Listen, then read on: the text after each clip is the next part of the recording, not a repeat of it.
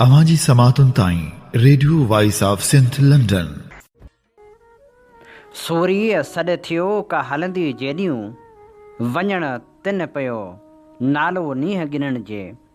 भलारे भिड़तणी जे भलारे बैत सां मुंहिंजी आवाज़ मुसाफ़िर radio voice of Sindh London तां थिए दुनिया जी कुंड कुड़छ ताईं जंहिंजा माॻ ॿुधी पियो उन्हनि मिड़नी महिरबाननि खे सिक भरियो सलाम शाल क़बूल पवे।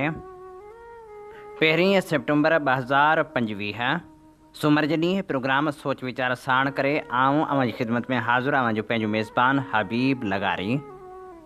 प्रोग्राम जी शुरूआत में अमल इहा ई दुआ त शार जित हुजो, सुख सलामती सां हुजो, कॾहिं बि ॾुखियो ॾींहुं न ॾिसो ऐं कॾहिं बि अवां जूं मुर्कूं मेरूं न थियनि। दुनिया जी कुंड कुड़छ में जिते बि रहो सिंध लाइ, सिंध वासियुनि लाइ ऐं दुनिया जे मज़लूम माण्हुनि लाइ जा खोड़ींदा रहो। शाल अवां जा ख़्वाब तबीरनि सां लही सघनि। साईं मुंहिंजा पाणी जा गस जॾहिं बि बंदि कया विया आहिनि तॾहिं पाणी पंहिंजा रस्ता पाण ॻोल्हिया आहिनि। कुदरत जो इहो लकाउ बि केॾो अजीब आहे जो हर शइ पंहिंजे रस्ते सां ईंदी आहे, पंहिंजा गस वठी पुॼाणी ते पुॼंदी आहे। जीअं माण्हू जो मन मुसाफ़िर सफ़र कंदो आहे ऐं पोइ मंज़िल ते वञी पहुचंदो आहे, बिल्कुलु अहिड़ी तरह पाणी बि पंहिंजा गस पाण ठाहींदो आहे। जॾहिं रस्तनि ते कब्ज़ा थी वेंदा आहिनि तॾहिं माण्हू उन्हनि कब्ज़नि खे हटाइण लाइ बि वेड़ कंदो आहे। आख़िर पाणी त पाणी आहे, पाणी वरी बि पंहिंजा पेरा खणे थो। हिन भेरे बि कुझु ईअं ई थियो आहे। जॾहिं भारत पारां पाणी छॾियो वियो तॾहिं पाणी पुराणा गस वरिता ऐं उहे वसनियूं न ॿोड़े छॾियूं जेके पाणी जे गस में ठाहियूं वियूं, जेके रावी जे गस में ठाहियूं वियूं, जेके चनाब जे गस में ठाहियूं वियूं ऐं पोइ सिंधू दरिया ते पाणी अची पहुतो आहे। सिंधू दरिया त बादशाह आहे, हुन में जेॾो पाणी बि अचे खणण जी गुंजाइश बेशक रखे थो, पर छा कजे इंतिज़ामी नाहिली एॾी आहे जो किथे बि को गस सलामत कोन्हे। हाकड़े जी हाक त कॾो की मोकिलाए वई, पर सिंधू दरिया जा उहे किनारा बि उहे मज़बूत न रहिया जेके छोलनि जो छोह बर्दाश्त कंदा हुआ। सिंधू दरिया जे सीने में ॻोठ आबाद थी विया, महल जुड़ी विया ऐं पोइ ज़मींदारी बंदि अची विया ऐं सिंधू सोड़ो थी वियो। कचे में कोट अॾिजी विया। आख़िर उन्हनि कोटनि खे बि त मुंहुं ॾियणो आहे। असां कहिड़ी कहिड़ी शइ सां कहिड़ो लकाउ कयो आहे इहो त तारीख़ ई ॼाणे थी, पर असां न त मंछर संभाले सघियासीं, न सिंधू संभाले सघियासीं। असां फ़क़्तु वञायो आहे। वञाइण में सिंध जे माण्हू जो ॾोह न आहे, पर उन्हनि माण्हू जो ॾोह आहे जेके वक़्त जा हुकुमरान थींदा रहिया आहिनि। नसल दर नसल उन्हनि जी हुकूमत रही आहे।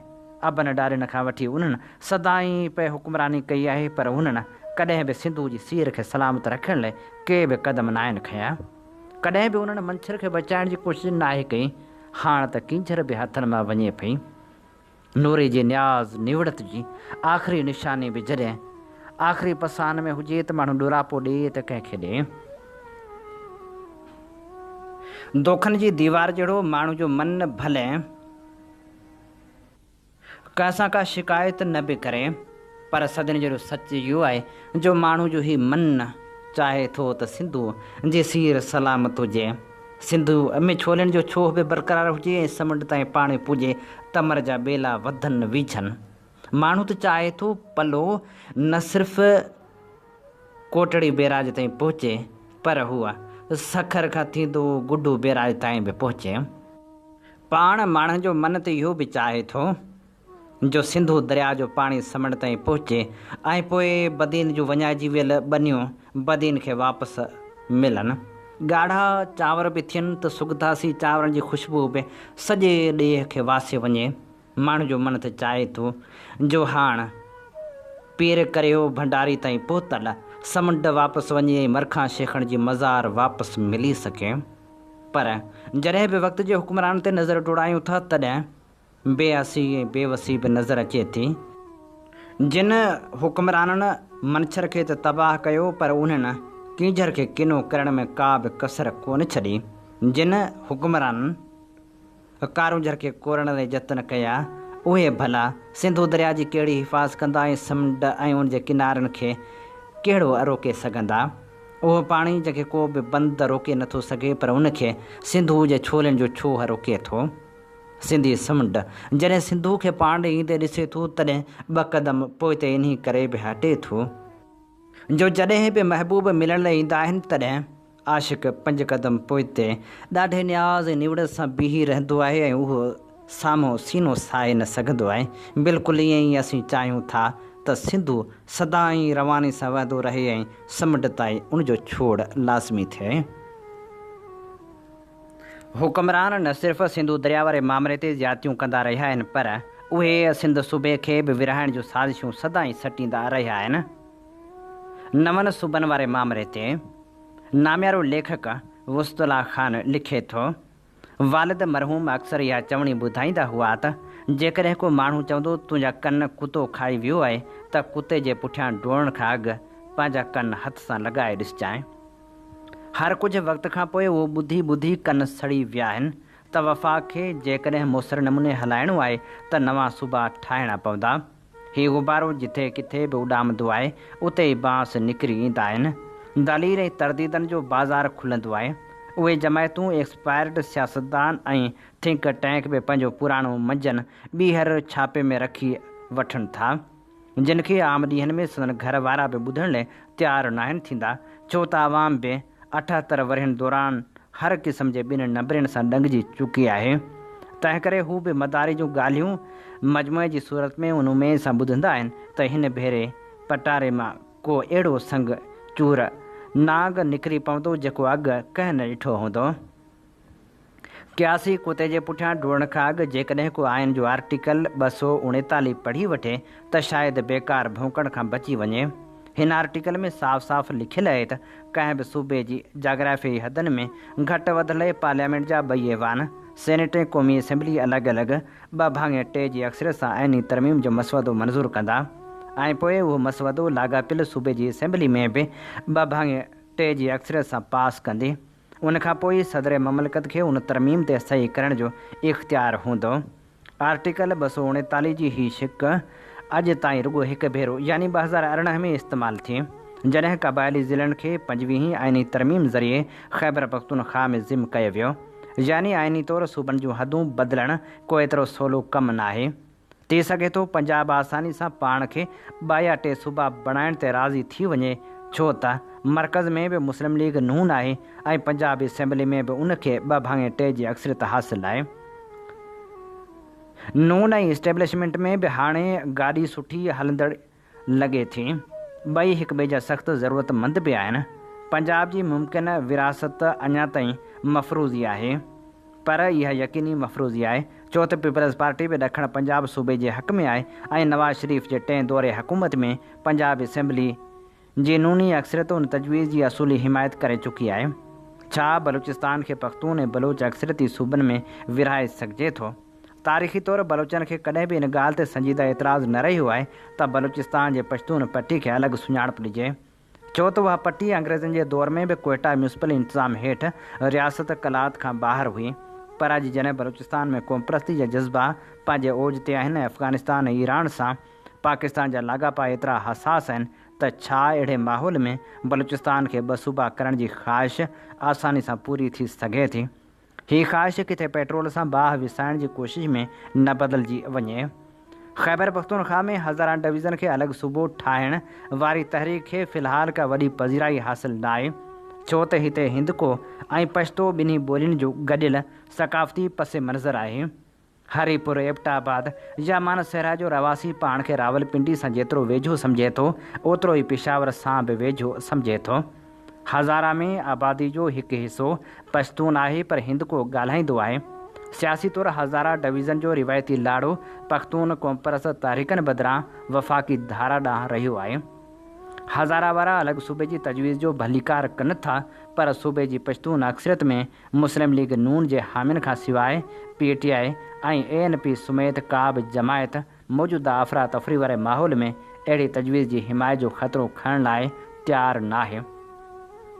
जेकॾहिं सिंध जी ॻाल्हि कजे त तारीख़ी तौरु उहो सभ खां वधीक इंतिज़ाम गुज़ीदा ख़ितो रहियो आहे। 19वीं सदीअ जे विच ताईं सिंध टालपुरनि जी रियासत हुई, जंहिं ते 1843 में अंग्रेज़नि कब्ज़ो करे उनखे बम्बई जो इंतिज़ामी डिवीज़न बणाए छॾियो। सूबे जी हैसियत सां सिंध जो इंतिज़ामी तशख़ुस 93 वरिया पोइ 1936 में बहाल थियो। जेकॾहिं सिंध 1947 ताईं बम्बई प्रेसिडेंसी जो हिसो रही हा त शायदि पाकिस्तान ठहे ई न हा, छो त सिंधी असेंबली सभ खां पहिरीं पाकिस्तान में शमूलियत जी करारदाद मंज़ूर कई हुई। वन यूनिट खां वठी लसानियाती फ़सादनि ताईं सिंध जे समाजी, सियासी ऐं सक़ाफ़ती तारीख़ हिन ॻाल्हि जी शाहिदी ॾिए थी त नवनि सूबनि जी तजवीज़ हिते महज़ इंतिज़ामी यूनिट जी नज़र सां न ॾिठी वेंदी, पर वतन जे तस्वर सां जुड़ी हूंदी आहे। सिंध वासियुनि लाइ ही सिर्फ़ु इंतिज़ामी ॻाल्हि न आहे, पर वतन जो सवालु आहे ऐं वतन जो तस्वर मावजियां हूंदो आहे। पाकिस्तान में नवां सूबा थियणु घुरिजनि या न, 78 सालनि में हर सियासी मसइले खे इंतिज़ामी ऐनक सां ॾिसंदे जेके ॿाराणा नुस्ख़ा इख़्तियार कया विया से कामयाब न थिया। इन हूंदे बि हुक्मरान नुस्ख़ो बदिलाइण लाइ तयारु न आहिनि। हाणे हालति इहा आहे जो मर्कज़ हुजे या सूबा, पंजनि मां कंहिंखे बि रसी नज़र अचे त बाक़ी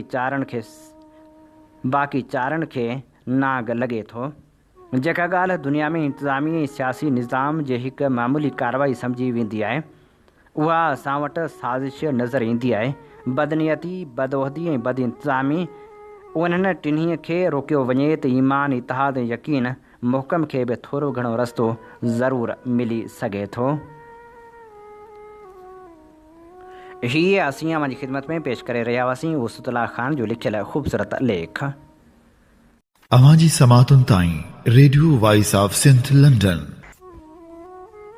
हीअं ॿुधी रहिया आहियो radio voice of Sindh London. अव्हां जी ख़िदमत में प्रोग्राम पेश कयो पियो वञे सोच वीचार जे हिन सफ़र में आऊं अव्हां सां मुख़ातिब अव्हां जो पंहिंजो मेज़बान हबीब लगारी। पाण माण्हू चङी रीति ॼाणूं था त हिते जमहूरियत खे को बि ख़तरो न आहे, पर जमहूर सां जेका जुठ आहे उनजो किथे बि को काथो कोन्हे। जमहूर जो जीअण जंजाल बणिजी वियो आहे। इन समूरी सूरत हाल ते सारंग अमर लिखे थो, साबू हार ॾिना ॾिनी हार पाता। पर सवालु इहो आहे त छा उन्हनि उन खां अॻु या पोइ आम ग़रीब माण्हुनि लाइ कुझु कयो?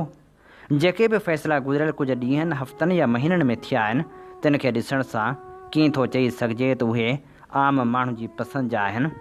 मिसाल तौरु मुल्क जे 24 वॾनि इदारनि जहिड़ोकि PIA खे विकिरो करणु, तेल मुहांगो करणु, खंडु मुहांगी करणु, सोलर ते टैक्स हणणु, फ़सलनि जे सरकार तरफ़ां क़ीमत मुक़ररु न करणु या ख़रीदारी न करणु, सरकारी हथियारबंदनि खे उहो इख़्तियार ॾियणु त उहे कंहिं बि शहरी खे खंभे खणी वञी बांदी बणाए सघनि था, उन्हनि खां को बि पुछण वारो न हूंदो। जेतोणीकि सरकारी हथियारबंदनि खे अॻे बि का ख़ासि रोक टोक न हुई, उहे किन माण्हुनि खे ख़ासि तौरु सिंध ऐं बलूचिस्तान मां खंभे खणी विया त खाइनि। जंहिं बि पुछा करण जी ज़रूरत कई तिन खे चुप कयो वियो ऐं कोर्ट बि बेवस साबित थी। बसि आहे ग़रीबा कहर खुदाई।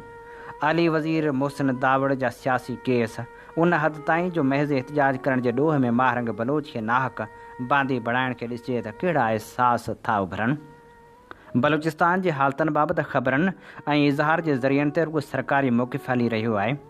ग़रीब शरीफ़ माण्हुनि खे ॾोहारी करार ॾियण जो लाड़ो वधंदो पियो वञे।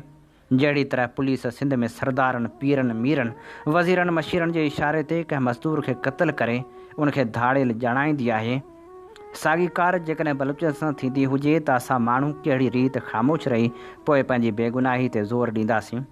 छा बलोच जेके पंहिंजा हक़ घुरण जे करे ॾोहारी था सरिजनि, उन्हनि वांगुरु सुभाणे सिंधी ग़रीब माण्हुनि में ॿाकर कटो विधो वञे त पोइ छा असां उहो सवलाई सां चई सघंदासीं त असां ते जेको कुझु मढ़ियो वियो आहे उन में PP जो ई रुॻो हथु आहे? राय जे इज़हार जे ज़रियनि ते बंदिश जी त बंद भॻी आहे। फेसबुक, यूट्यूब, मतिलबु त आम तौरु इंटरनेट ते गुज़िरियल तोड़े हाणोकी हुकूमत कई बंदिशूं हुयूं। उते घुट ॿूसड़ जो माहौल आहे ऐं आम तौरु राय जे इज़हार जो ज़रियो कहिड़ो बि हुजे। मार्शलाई पाबंदियूं आहिनि। जजनि, जनरलनि ऐं रियासत खे मुक़दस गऊं बणाए उन्हनि जी पूॼा करण ते माण्हुनि खे मजबूर करण जो हिकु सिलसिलो शुरू थियो आहे। न कोर्टनि, न कामोरा शाहीअ जे ग़लतियुनि या ॾोहनि ते को आङुर थो खणी सघे, को तनक़ीद नथो करे सघे। सेंसरशिप जा कई पासा आहिनि। इफ़्तिख़ार चौधरी जॾहिं चीफ जस्टिस हो तॾहिं बि ग़रीब माण्हू आम माण्हुनि जे मसइलनि लाइ कोर्ट न वञी सघियो। जंहिं लाइ चयो वेंदो हो त हुन आमिर मुशरफ साम्हूं इनकार कयो हो, जॾहिं त उन इनकार जी कहाणी इहा न हुई, ॿी हुई। सरकार ऐं उनजी छांव हेठि तिगंदड़ मीडिया जेको कुझु ॿुधाईंदी आहे सो आसमान आहे। पर हक़ीक़त में उनजी कहाणी ज़मीन आहे। महांगाई घटिजण जूं दावाऊं, सिफ़ारती कामयाबियूं ऐं मईशत जे सिलसिले में दावाऊं वग़ैरह। मईशत में जेकॾहिं काफ़ी कामयाबी थी हुजे हा त मुल्की क़ुवतूं अवाम जो ॻाटो भञण जहिड़े व्याज ते कर्ज़ वठण जो न खुटंदड़ सिलसिलो हलाए ढो न कनि हा। हिकु अजीब ग़रीब सिस्टम आहे जंहिंमें कोर्ट ग़रीब माण्हू जी दांह वरनाए नथी सघे, बल्कि हाणे त जजनि जी फ़रियाद बि कोन थो ॿुधे। फज़लुर रहमान जे उन एतिजाज ते बि कंहिं बि वस वारे कन ॾिनो जॾहिं हुन उन असेंबली में चयो त जंहिंखे क़ौमी असेंबली था चवनि त फोर्सिस खे कंहिं बि शख़्स खे रुॻो शक ॾेखारे बांदी बणाइण जो इख़्तियार आहे। हुन जे लफ़्ज़नि में इन तरह त मुल्क जे हर शहरी खे अॻुवाटी ॾोहारी करार ॾिनो पियो वञे। कुझु ॿियनि सियासतदाननि बि असेंबली में एतिजाज कयो हो। सियासतदाननि जॾहिं ग़रीब बलोचनि खे ॾोहारी सम्झण ते कुझु न कुझु हो त हाणे जॾहिं उन ख़ामोशी जे नतीजे में अॻिते वधी सॼे मुल्क जी आम ग़रीब हक़ घुरंदड़ माण्हुनि खे ॾोहारी सम्झण जो कानून ठाहिण ते जॾहिं को ॻाल्हाए त यादि करे त हुननि उन्हनि सां कहिड़ो रवैयो रखियो हो। जिन मां कई सदन वोटर बि आहिनि। केपी में बि सूरतहाल जे अॻियां उहो ई अंधु आहे जेको हथरादो आहे, पर केपी वासियुनि में के बासर बि आहिनि जेके कुझु न कुझु ॻाल्हाइनि था, जॾहिं त ग़रीब बलोच बेयारो मददगार आहिनि। इहो चवण त रुॻो बलोच निंधड़का आहिनि नथो ठहे। सॼे मुल्क जो अवाम हुक्मरान जे वकड़ में आहे, जेके अवाम जो हाणे हिकदमि समूरो रत कढणु चाहिनि था, टेपो बि छॾणु नथा चाहिनि। आम माण्हुनि मां को बची वञे त बुख ते पाह थी मरी वञे। हुक्मरान खे कहिड़ी ज़हमत जिन जी मईशत सरमाएदाराणी निज़ाम में महफ़ूज़ आहे, खेनि परॾेह में ख़ज़ाना लिकाइण जी सहूलियत बि आहे। हक़ीक़त में उहे ख़ज़ाना अवाम जा चोराया ऐं लुटिया विया आहिनि, पर रुॻो मईशत जी ॻाल्हि न आहे। माण्हुनि खे सताइण, रोज़ नवां आज़ार ॾियणु हुक्मरान जी विंदर आहे।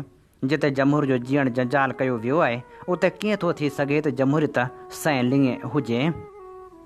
ऐवाननि में अवाम जा नुमाइंदा गूंगा ॿोड़ा आहिनि जेके कागर ते सही करे था छॾीनि, इहो ॾिसण बिना त उन ते लिखियलु छा आहे। सो उन रबड़ स्टैम्प ऐवान जो कारजी कहिड़ो। एतिजाज कयो वञे थो त कलम 144 या वरी साज़िशें तशदुद करे उनखे नाकाम कयो वञे थो।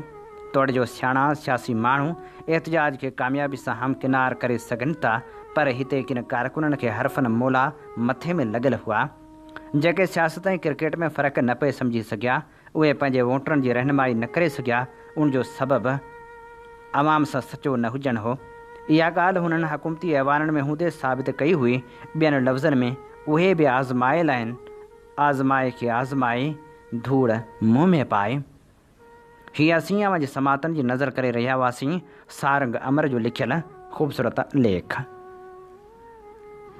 अवां जी समातुनि ताईं radio voice of Sindh London. हीअं ॿुधी रहिया आहियो radio voice of Sindh London.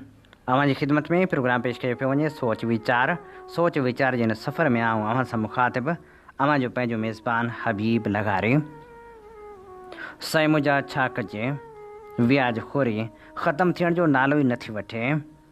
व्याज खोरनि जे जार में जिकड़ियल माण्हू आज़ादु थी बि न आहिनि सघंदा। चंबड़ में व्याज जी सूरतहाल बाबति नौजवान लेखिका सुबिया खोसो लिखे थी। चंबड़ जे बाज़ारनि ऐं ॻोठनि में व्याज हिकु अज़ाब बणिजी पखिड़िजी चुको आहे, जंहिंजो ज़िक्र घणो करे माण्हुनि जे ज़ुबान ते तॾहिं ईंदो आहे जॾहिं कंहिं ग़रीब जो घर विकामी वञे थो या को नौजवान ओचितो दबाव बर्दाश्त न करे पंहिंजी ख़ूबसूरत ज़िंदगी जो पंहिंजे ई हथनि सां अंत आणे थो। हिकु तरफ़ मनशा जे विकिरे सबबु कैंसर जो आज़ार, त ॿिए तरफ़ समाज लाइ नासूर बणियल व्याज जो कारोबार। हिकु हारी मज़दूर, रेढ़ी वारो, मामूली वापारी या नंढो मुलाज़िम जॾहिं बीमारी या कंहिं बि मसइले सबबु सख़्तु मजबूरी जी हालत में व्याज खोरनि जे दर ते वञे थो त शुरू में कुझु हज़ार रुपया खणी साह खणंदो आहे, पर पोइ व्याज जे अहिड़े जार में फासी पए थो जो हू फतके बि नथो सघे। ऐं हारी जी बचति, मुलाज़िमनि जो पघार ऐं एतिरे क़दुरु जो पेंशन बि उन व्याज जे वर चढ़ी वञे थी। ऐं जेकॾहिं वक़्त ते न ॾिए त असुलु रक़म ॿीणी थी वञे थी। अहिड़ी तरह चंबड़ में बि अहिड़ा केतिरा ई माण्हू पंहिंजे घर, दुकान, ज़मीन खे वञाए आख़िर में ख़ुदकुशी करण ते मजबूर थी वेंदा आहिनि। पर वॾे अफ़सोस जी ॻाल्हि आहे त पोइ बि हद जी इंतिज़ामिया तरफ़ां उन्हनि व्याज खोरनि ख़िलाफ़ु का बि कार्रवाई नाहे कई वेंदी। चंबड़ में अहिड़ियूं केतिरियूं ई ख़ुदकुशियूं थी चुकियूं आहिनि जिन खे पुलिस घरेलू परेशानियुनि सबबि ख़ुदकशियुनि जो जवाज़ ॼाणाए मामिलो लह मिटी करे छॾियो आहे। पर रहवासियुनि जे वातां ॿुधण में अचे थो त उहा ख़ुदकशी व्याज खोरनि वटि गिरवी थियण खां पोइ मजबूरी तौरु फैलाणे हारी मज़दूरी या मुलाज़िम कई आहे। जीअं कुझु साल पहिरीं चंबड़ जे रहवासियुनि ॾेवो ऐं तुलसी कोहली ओचितो पंहिंजे हारपे जी ज़मीन तां ग़ाइबु थी विया। वारसनि चंबड़ में एहतजाज कयो, जेको मीडिया ते बि रिकॉर्ड में आयो। वारसनि चंबड़ जे सेठ सरवाण जे नाले चयो त असांजे छोकिरनि उन्ही खां व्याज ते पैसा वरिता हुआ। व्याज समेत सभु पैसा वापसि मोटाए ॾिना, पर पोइ बि सेठ सरवाण वधीक पैसनि जी घुर करे रहियो हो। असांजे छोकिरनि मना कई त खेनि सेठ सरवाण पुलिस सां गॾिजी ग़ाइबु करे छॾियो आहे। वारसनि जे एहतजाज खां पोइ उन छोकिरे खे बी सेक्शन थाणे ते ऐं ॿिए ते बि हमले ऐं धमकियुनि जी FIR दाख़िल करे चालान कयो वियो। ऐं कुझु ई अरसो पहिरीं चंबड़ जी आलमाणी बिरादरी संजर चांग में एहतजाज कयो। उन्हनि जो मौक़िफ़ हो त असां मजबूरी जी हालति में सेठ खां व्याज ते पैसा खंया ऐं खेसि व्याज बि ॾेई चुका आहियूं ऐं खयल रक़म बि वापसि ॾिनी आहे, पर हुन असांखे धमकियूं ॾेई कूड़नि केसनि में चालान कराइण जूं धमकियूं ॾेई असांजी ज़मीन ते कब्ज़ो कयो आहे, जेका हुनजे कब्ज़े हेठि आहे। एहतजाज कंदड़ रोई रहिया हुआ त व्याज असांखे पंहिंजी ज़मीन खसे वरिती आहे। आलमाणी बिरादरी जे माण्हुनि मुख़्तलिफ़ इदारनि में दरख़्वास्तूं बि ॾिनियूं, पर व्याज खोर ख़िलाफ़ का बि कार्रवाई न थी। जीअं कुझु ई महीना पहिरीं चंबड़ जी मीराखोरी स्टाफ जे रहवासी पारस वल्द नीबू भील मासूम ॿारनि ऐं औरतुनि समेत एहतजाज कयो ऐं एहतजाज कंदे ॿुधायो त असां चंबड़ जे सेठ पारस खां 6.5 तोला चांदी जा ज़ेवर ऐं अधु तोले जूं 2 नक जूं बूलियूं व्याज ते रखी 20,000 रुपयनि जे घर जो सामान ऐं 12,000 रुपया रोक रक़म खईं। हाणे जॾहिं उहे पैसा व्याज समेत वापसि कया आहिनि, तॾहिं बि सेठ ज़ेवर वापसि ॾियण लाइ तयारु नाहे ऐं धमकियूं थो ॾिए ऐं अहिड़ा केतिरा ई मसइला थी चुका आहिनि। पर सख़्तु ॾुख ऐं अफ़सोस जहिड़ी ॻाल्हि आहे त व्याजनि ख़िलाफ़ का बि कार्रवाई नाहे थी सघे। हिकु तरफ़ ख़ानगी माण्हुनि तरफ़ां व्याज ॾियण जी सख़्तु हुकमनि जारी थियण बावजूदि माण्हू व्याज जे जार में फासी ख़ुदकशियूं करण ते मजबूर आहिनि। व्याज हुकूमत लाइ हिकु वॾो इम्तिहान आहे। जेकॾहिं हुकूमत संजीदा अमल कराए त ग़रीब अवाम निजात हासिल करे सघे थो। ॿी सूरत में व्याज खोरनि जो राज क़ाइमु रहंदो ऐं क़ानून रुॻो किताबनि में रहिजी वेंदो। हीअ असीं अव्हांजी ख़िदमत में पेश करे रहिया हुआसीं नई टही जी ख़ूबसूरत लेखिका सोबिया खोसो जो लिखियल ख़ूबसूरत लेख। अवांजी समातुनि ताईं radio voice of Sindh London. Programme सोच वीचार में हाणे शाइरी जा वर्क वरायूं था। ख़ूबसूरत शाइर अयूब खोसे जी शाइरी अव्हांजे समातनि जी नज़र करियूं था, जेका असां अव्हां लाइ चूंड कई आहे संदसि किताब ऋण ते चांडोकी मंझां। ज़माने बुत रक़बत जा पथर वांगुरु घड़िया आहिनि, असां कंहिं प्यार जा पेरा ख़िज़ाउनि में खंया आहिनि।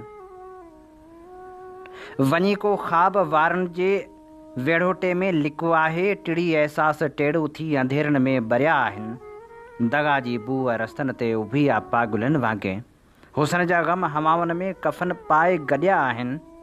हिते हर पल तमाशनि जो यज़ीदी रूह जाॻे थो, हुसैनी हौसलनि वांगुरु वचन उन में विढ़िया आहिनि। कचा जोभन उदासी ॾिस रड़नि था माठ जी हंज में, ॾिनल ॻाढ़ियुनि अखियुनि ते हुल रखिया ॻाढ़ा अखिया आहिनि। मंदर में घिंड आगू जो मिबर तां बांग आ उभरी, असां चेहरा गुलाबनि जा फजर वेले पढ़िया आहिनि। ज़माने बुत रक़बत जा पथर वांगुरु घड़िया आहिनि, असां का प्यार जा पेरा ख़िज़ाउनि में खंया आहिनि। कॾहिं इनकार लिखरायो, कॾहिं इक़रार लिखरायो, कसम सिंधू किनारनि जो असां खां प्यार लिखरायो। नज़म निकिता निहारुनि मां, ग़ज़ल उभरिया अदाउनि मां, सितारा शाहिदियूं आहिनि, हुसन हर बार लिखरायो। नशेला पेर घाटनि ते, हठेली लोड हथड़नि जी, ककोरियल काइनातनि जी थधी महकार लिखरायो। ॻोठनि जे ॻंढ हर कंहिं में हुआ ठण लफ़्ज़ कीअं काबू, खुलिया जी ज़ुल्फ़ हिन कारा अजब इसरार लिखरायो। कॾहिं फुलड़ी लथी काई, कॾहिं को तिलक घायो वियो, क़त्लगाहनि जे रस्ते ते सुतल माठार लिखरायो। खिलण बि ख़ौफ़ में वेढ़ियल मिलण जो एवज़ो ॻोल्ही ततल बेहस ज़माने जी ॾिनल हरगार लिखरायो। सड़न पिया ख़्वाब ॻोठनि जा, सुता नाहियूं अखियूं ॿूटे। शहीदनि जी नई रत जी नई हुबकार लिखरायो। मियाणी भोग कोन आहे कहाणी आ गुलाबनि जी, सिंधुले अजरकूं उजड़ियूं उन्हनि जी सार लिखरायो। असां मिट्टी जा के माण्हू, असां धरती जी दिलि ॼाणो, असांखे आशिकी ॻोहियो सदियनि जी छार लिखरायो।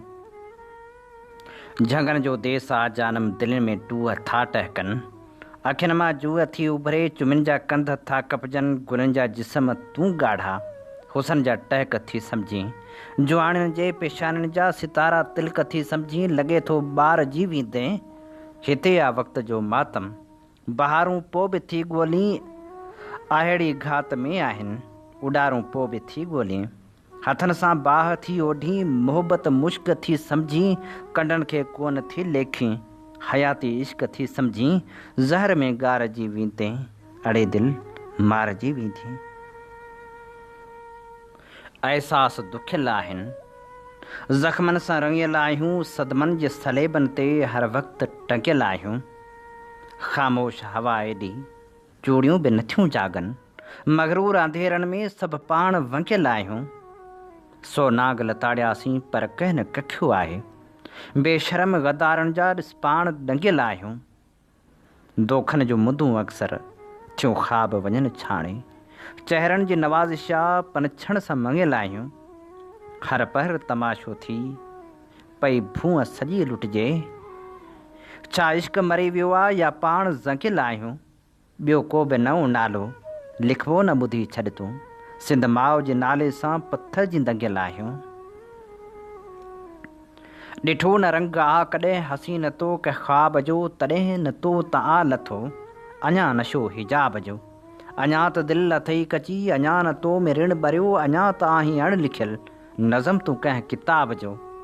अञा त हुसन अणधुरियो रखी थी तूं वजूद में, अञा त कई आरसियूं ॾिसी थी तूं गुरूर में।